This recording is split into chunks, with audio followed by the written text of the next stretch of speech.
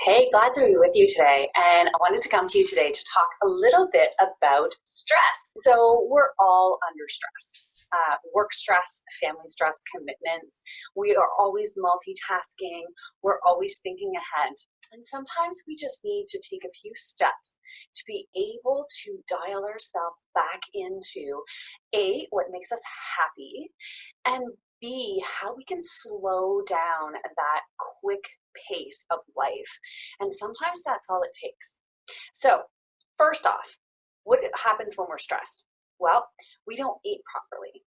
So, try and have a clean diet. Stay away from sugar, stay away from carbohydrates, even though you might be craving them. A nice, clean, whole foods diet is going to serve you the best with protein, lean meats, fish, eggs, all those great things if you can tolerate them, and some healthy fats. That's number one. Number two, stay hydrated, especially in the wintertime because we forget about water because it's cold out. Who wants to drink cold water when it's cold out? So herbal tea is just as good. Just make sure it's not full of caffeine, but water, clean, pure water. So stay hydrated. And try and get to bed at night. So number three, sleep. We need at least 7 hours sleep a night. And do you know that every hour of sleep you get before midnight is worth 2 hours after? Because your body actually can go into a REM cycle easier before midnight. So try and get to bed before midnight because it's worth way more to you the next morning. Number four, think about just breathing. Everybody talks about meditation. Meditation is really, truly so wonderful for you, for your health. And so try and make sure that you take time just to breathe. And I'm not talking an hour a day. I'm just talking 10 deep belly breaths. Close your eyes, maybe get outside if it's not too cold, and just breathe and feel the energy in your body change. It's pretty incredible. So take some time to do that. Next one is I want you to have a notepad with you because when we're multitasking, what happens?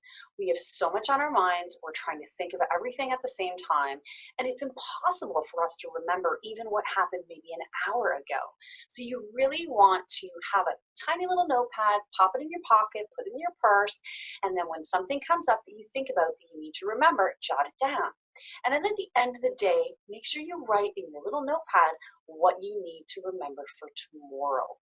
Why? Because you'll get a better, more restful night's sleep when you're not trying to think, oh, I can't forget that. Oh, I can't forget that.